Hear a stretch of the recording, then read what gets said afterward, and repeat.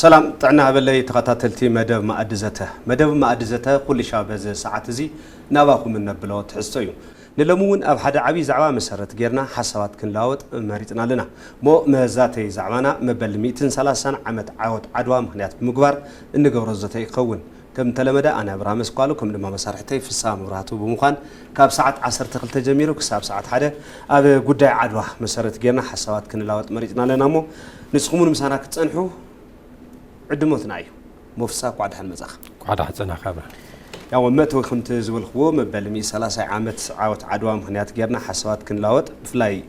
ندحريت ملسنا ولا عاوت عدوا كرعات صلمتي كرعات افريكايان إلون بعالم درجة ون كساب حزي إثيوبيا فلاي كم حدا من اللي أجرا بعدها مجزات زي تجزأت حنت هاجر كأفريقيا من البعض أو أفريقيا لا يبرا ونتنبر تخون جن إثيوبيا بناس النتا أي جزء لا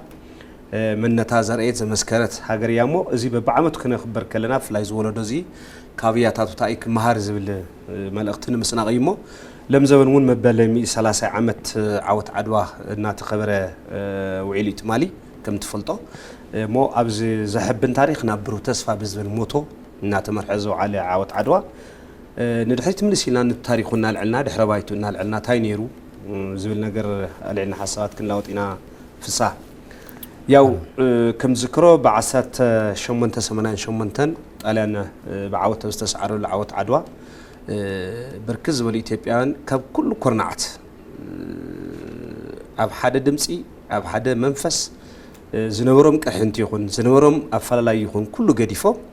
لو لعنا تهاجرهم من مخبار كبجاف ناو عدوا زقتت له خرطات نيرو بمرحنة هات أي مليليك بزوان شو مالتيو زيرو طاليان بسألمت أفريقيا نفلم أوان حيال لبهال طاليان مالت بتزمن السو كسا فنجو زمناو عد كتاز عتقه ورار سراويت طاليان بدمر أوروبيان بتسعسو زنورم تقللتا ناي تكنولوجي ناي خلوت نقرات ترينا مس أفريقيان إلون مس إثيوبيا عندما زنورهم عقمي كنا صورت لنا ناي السماين مريت نفلا لا يلقى توصلوا تخليها بزوت هدرا عقم تاريخها إثيوبيان وإن حبوا جغنينات حزوم يتنكفن عدي حليفي يبن زبل منفسن يقوم أب حدا ربي ومنبر لك كم طاليان ويكم قالوت بعدها نوررتي زمناو زخون عد كنير وما يكون نشاو عبيد توهال من البات زحشه زبال عدقي من الشر أو جج زيوم عينة مسارحتات يوم كنورز خونو كاوت أجن طاليان علوز بحال زمناو عدقي زونن لو زحاز لو سنة لو بزي نيرو زير جني إثيوبيان بتستوى على منفس طاليان كسعرو خيلم يوم مسعر طرحتي كونس كفري إثيوبيا دما كفيلو نزل عالم ببعمته كذكر نخلوت أفريقيا تمثال كون حبن كون كرعات كون زي جبرة دموع عوتين يرمو نزعوت زينا خنذكر زيرو بوانانت نسخافت قناتات زنور زرزر والنجارات كتقرب تخليها أنا كم بقيس الأوروز اللي حساب جن ياو زاجد فينا خلنا قوى أفريقيا لعل عسى ربعة زغنا هاجرات إن إثيوبيا تمثال وسيدا لك أنا إثيوبيا زمثل بانديرات سعزين أكمل تكفل على خل ناي قالين لقوني ناي قالين ما تجلى حبر قوني خل زيرجن حملاي قيحن بيج أنزل له حبر زلوا تمثال أفريقيا موكلين تمثال إثيوبيا موكلين نسان ونا بناي ناس الناس موكل جرن زوم طو باندير إنزسنا أو تأمر ويتمثاليو سو زي تايزرينا إثيوبياويان زنبرم حبرت زنبرم زغننت كبعلم حليف عزون لنا أفريقيان تمثال خوينو زغلغل لهم خانو مساعده زكالليو زاغيد حزب عالم دما كاب إثيوبيان للعلي كم أب جامايكا توسيدخا عوت عدوا بفولي منقد يزخبر زبعل ببعمتو سبيشالي أبزي يبدو أفريقيا دربان زبال كباب جزاء زنورو خونو كوميونيتي لو مش جامايكا استأساسرو كمان اللي عليهم عوت عدوى زغبرو بستفلالي كارنيفال بستفلالي نيقعزو من قدتاتنا قبرو نزل عوت زي كل جزء زنا يسألم تحبن تاريخ زي حافي اللي كنبر ذكر زغبرو اللي قناتات له هذا جزء أبي تخازل له تايز بهالورك أصدارجا نحس بهالله نحن إثيوبيان من الوقت زي بفولين إثيوبيان كم حدا عبينا تاريخ كم حدا ما أدري تغير زوسد تاريخهم كنت تزاكل أينور يلون أينو قعلون أين زت يلون أين صحفلون كان العلقن استفل على مرمرات تاريخن صحفتن أو قد عدوا بزح نقرات لهم تزاريبهم صحيفهم قديمهم يوم زيرو عوت عدوا كوا حليفوز حبرة أفريقيا زبالون نخطاش كم منقل حساب كم زخونون استفلالي صحفت تاريخ يقمط يوم فلاي تذكرت خن حساب زحلف ما ادزت مدبنا ون العلاني انا قد حبرت افريكا نعلق لنا اذن كاب بعد مغزات حراز وصال ل 30 كل تنزخنا هجرات فلامي ناي حبرت افريكا حدنت افريكا كطاشا خلا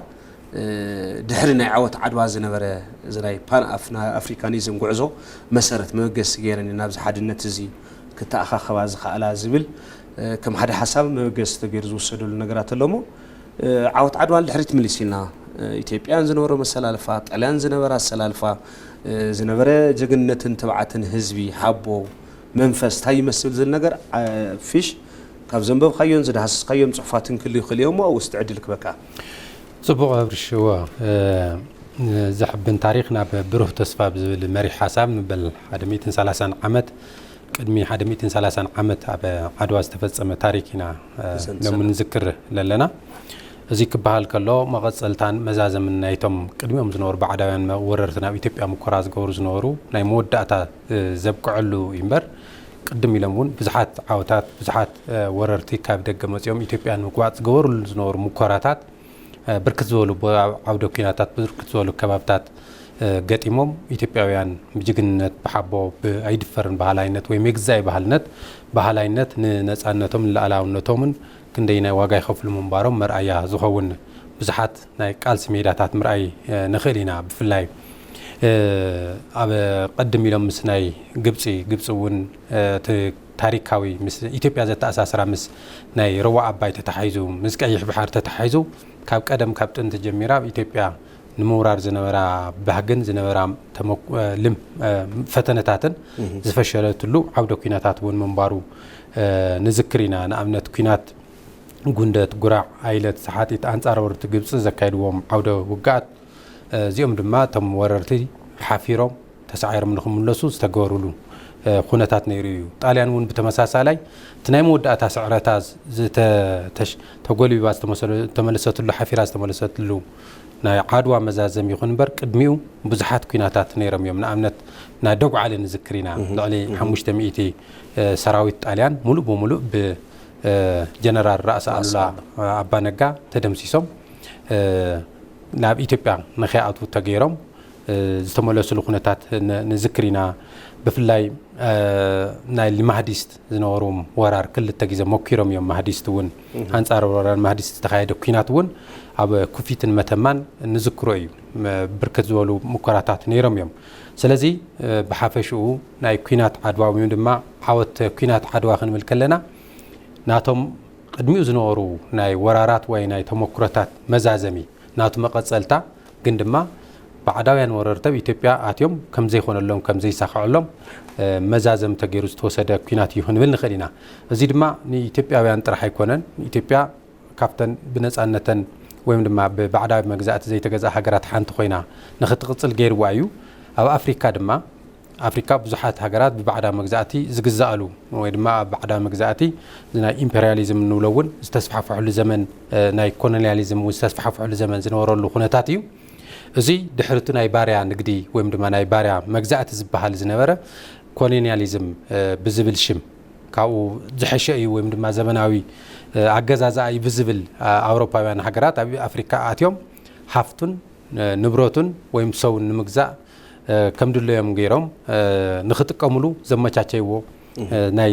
سرعت ينيرو تناي كولونياليزم زمن سلازي ኢትዮጵያ ውን ካፍቶም ናይ በርሊን አኸባ ኮንፈረንስ ተገይሩ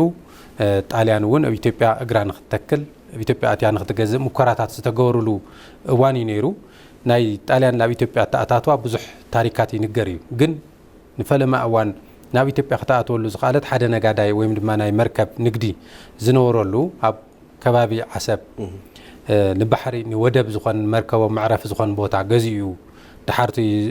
ነጋዳይ እዚ ድማ ተመርከቡ ካብ ናይ ግለሰብ ወይም ካብ ድርጅት ሓሊፉ ንሃገር ንጣልያን ካብ ጣልያን ውን ፍቱ በዳትሱ መጽያን መርከባታ ናምዕራፍ ነተሓላለፈት ብዝኸደት ካብ هم ናለት ናብ ኢትዮጵያ ውን ምእታው እግራ ከም ዝጣዓማ ድሓርቲ ናይ በርሊን ኮንፈረንስ መሰረት ምግባር ድማ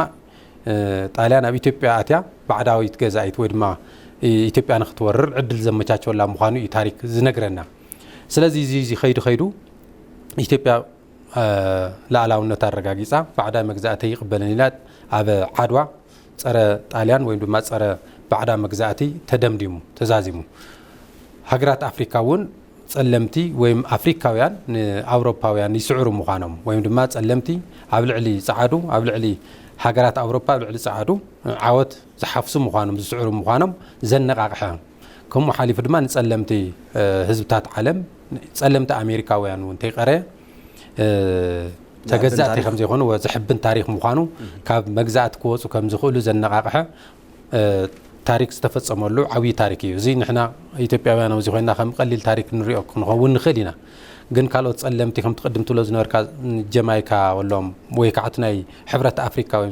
ውድብ ሓድነት ኣፍሪካ እውን ንኽጣየሽ ኣብዚ ኣብ ኣዲስ ኣበባ ንኽጣየሽ እውን በሪ ዝኸፈተ እዩ ምክንያቱ እዞም ነፃ ዝኾነት ኢትዮጵያ ነይራ ጻዓዱ ኣውሮፓውያን ዘሸነፈት ሃገር እያ ኢትዮጵያ ስለዚ ፀረ ባዕዳ መግዛእቲ ወይም ፀረ ኮሎኒያሊዝም ዘሎ ቃልሲ ንምዕዋት ሃገራት ኣፍሪካ ክሕብራ ኣለወን ሶ ክሕብራ ተኮይነን ከዓ መርኣያ ናይዘን ነፃነት ዝኾነት ሃገር ኢትዮጵያ እያ ስለዚ ኢትዮጵያ ውድብ ሓድነት ኣፍሪካ ንኽምስረት እቲ ናይ ፓን ኣፍሪካኒዝም ዝነበረ ምንቅስቃስ ወይ ናይ ፀረ ኮሎኒያሊዝም ዝነበረ ምንቅስቃሳት ድማ ኣብ መላእ ዓለም ብዝተወደበ መልክዑ ንኽነቃቃሕ በር ዝኸፈተ እዩ ስለዚ እዚ ንኢትዮጵያውያን ጥራሕ ኣይኮነን ወይም ድማ ጣልያን ጥራሕ ንምስዓር ዘይኮነስ ካሊእ ካብ ጣልያን ኣብ ዓውደ ኩናት ኣትዩ ተዋጊኡ ተሳዒሩ እዩ ካብ ምባል ንላዓቐብ ዓብይ ታሪክ ዓብይ ትሕዝቶ ዘለዎ ወይ ድማ ዓብይ መልእኽቲ ረዚን መልእኽቲ ዘለዎ ዓወት ተገይሩ ዝውሰድ እዩ ትክክል ኢኻ ምናልባት ሕዚ በቲ ዘበን ዝነበረ ኣምር እዚ ኮሎኒያሊዝም ወይ ከዓ ባዕዳዊ ኢደ እታውነት ብርኪ ዝበለ ሃገራት ኣፍሪካ ዛጊድ ብኣብ መንነትን ኣብ ባህልን ናይ ባዕሉ ዝኾነ ፅዕንቶ زحدري مثلا بركز ولا هجرات أفريقيا هذه نعم نتوقع معراب أفريقيا زلوا هجرات كتاتل تخين قافش لبزحة كم بيهرا وقام قانجرن زاربا لو فرنسايا من البات نيتيف قام قان خوينه يكونن بس عسو تفطير بزنبره زناي بعدها ومجزاتي زو رسو حدا هي بالكاموس توصلت خليقه قلقل هجرات ون انجليزኛ بيهرا وقام قانجرن زتقمالوا كمن أنغولا زبلا خلوت هجرات ون بورتشيغز ببورتشيغز تجزيان سلازنبرا زتصلوازي افت بحلن امنتم كل نغروم ناي وعد زخونه صعنتونا حدره منتم تاريخكم كبرز زغبره ነገር ኢትዮጵያ ግን ዝናይ ጣሊያን ኢዳ ታውነት እያይላ አርዑት እዚ ሽከመን ኢላ እንቢስ ለዝበለት ካብ ዝናይ ባዕዳዊ መግዛእቲ ካብ ዚ ባዕዳዊ ናይ ባህሊ ምህዋኽ ንወሎ ወይ ከዓ ምብራዝ ንወሎ ካብ ኩለቱን ኩሉ ነፃ ኮይና ግን ድማ በአንጻሩ ናሓርነታን ነፃነታን ጠጠው ዝበለት ሃገር ተገይራት ውሰድ ተምሳል ተገይራት ውሰድ ሃገር ያሞ ሎሚ መበል 130 ዓመት ክነኽበር ከለና ዝወለዶ እዚ ድማ ካብያታቱ ታዩ ክምሃር ዘሎ ዝብል ነገር ወይ ጭብጢ ወይ ኣምር ንምትሕላፊ ዝድለሞ ኣብዚ ናይሎም በዓል ምናልባት ተኸታቲልካ ትኾይንካ ቀዳማይ ሚኒስተር ዶክተር አብይ አህመድ ዝሕለፍዎ መልእኽቲ ነይሩ ሎሚ ኣብ መላእ ኣፍሪካን ጸለምቲ ህዝብታትን ጸልሚቶ ዝነበረ ሰማይ ፀሓይ ወገግ ዝበለለ እዩ ዝብል መልእኽቲ ዝሕለፍሉ ኣሎ ብትክክል እዩ ያው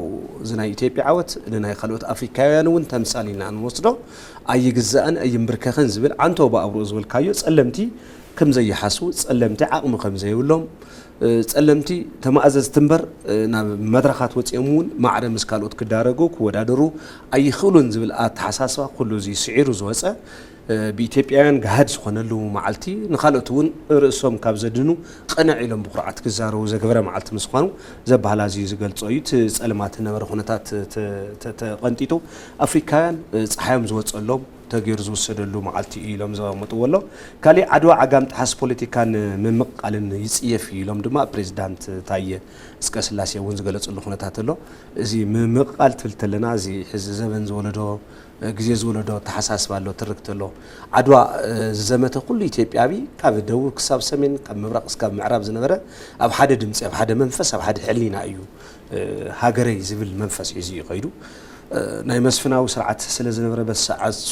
ወሕደል መስፍናውያን ሓደ ምስተሓደ ንናይ ባዕሎም ቅርሕንቲ ነበር ይኸውን ግን እዚ ቅርሕንቲ እዚ ንጎኒ ብምግዳፍ ኩሉ ግን ናይ ሃገር ጉዳይ ክለዓል ከሎ ኣብ ሓደ ረቢቡ ምእንቲ ሃገሩ ሓደ ድምፂ ሓደ ልሳን ሓደ ሓይሊ ዝኾነሉ መንገዲ ስለ ዝነበረ ምናልባት እዚ ናይ ፖለቲካ ምምቃልን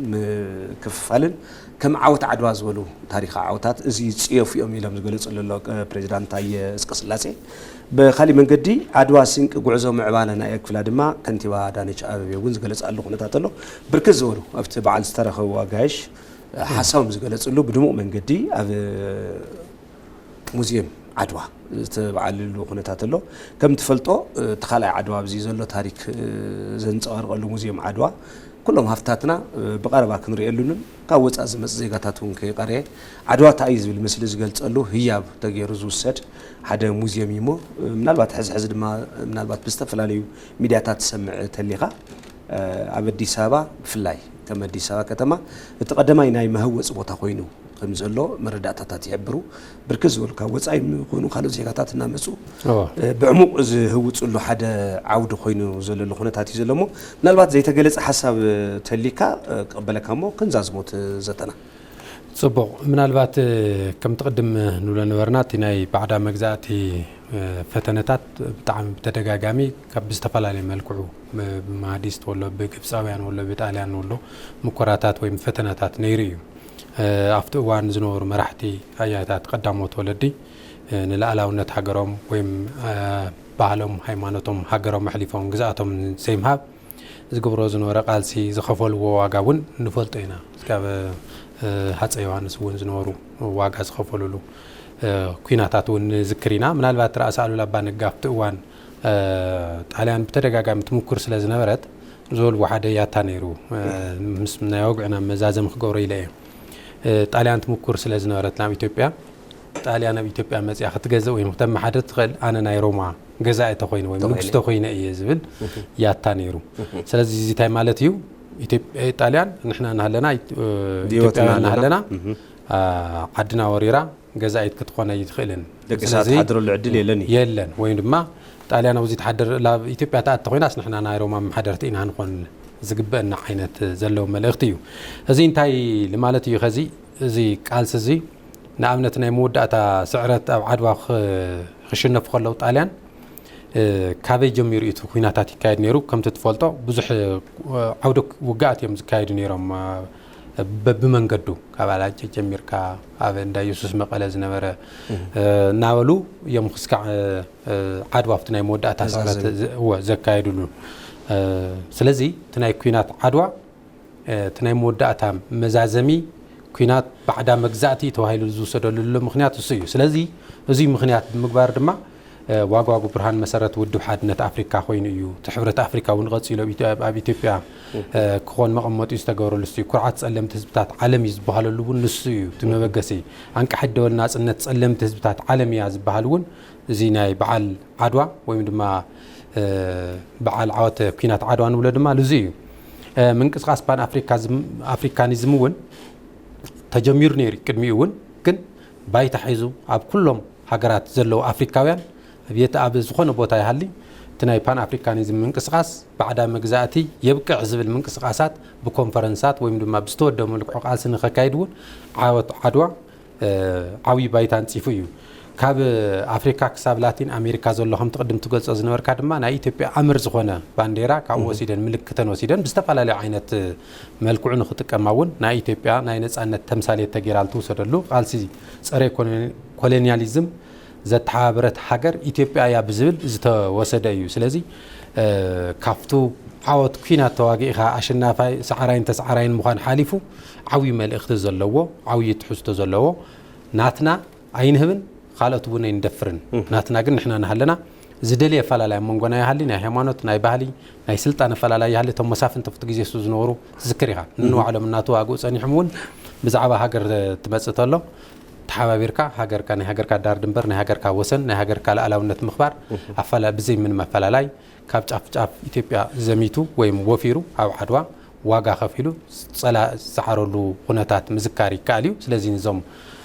ቀዳሞት አያታት ዚኦም ድማ ክብር መሃብ ግቡእ ስለ ዝኾነ ምክንያት ከዘሎ ወለዶ ውን ናይ ዋዕሉ ታሪክ ክሰርሕ ተኮይኑ ናይ ቀዳሞት ወለዶ ታሪክ ሓብሒቡን ኣኽቢሩን እናዘከረ ከምዚ ብልክዑ ክኸድ ከሎ ክኾን ከም ዝግብኦ መልእኽቲ ንምሕላፍ የብርሽ ገም ፊሽ ጽባት ሓሳት እዮም ትርእሎም በሓፈሻ ዓድዋ ክንልዕል ከለና ዓድዋ ምልክት ጀግንነት ምልክት ሓድነት ተምሳል ጽንዓት ውልዶ ሕብረት አፍሪካ ኢልውን ባና ሉዓላውነት ኢትዮጵያ ኢልካ ሙሳድ ዝካኣል ይመስለኒ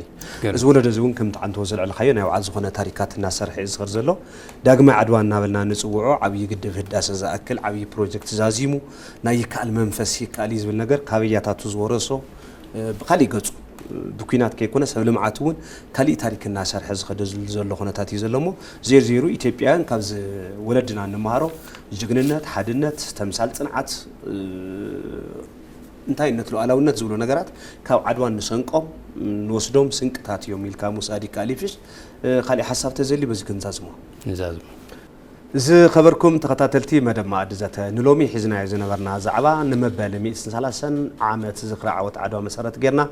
عدوا نزولدو زي تاعين ترغملو زبلون قالوت حساباتنا لعلنا صنحنا مساكم صنحنا انا برها مسقالكم دما مساعتي في السامع مراتب مخانيو امصا سومن دما خالي زعبا مريصنا كنراخبينا انت نلومي سلام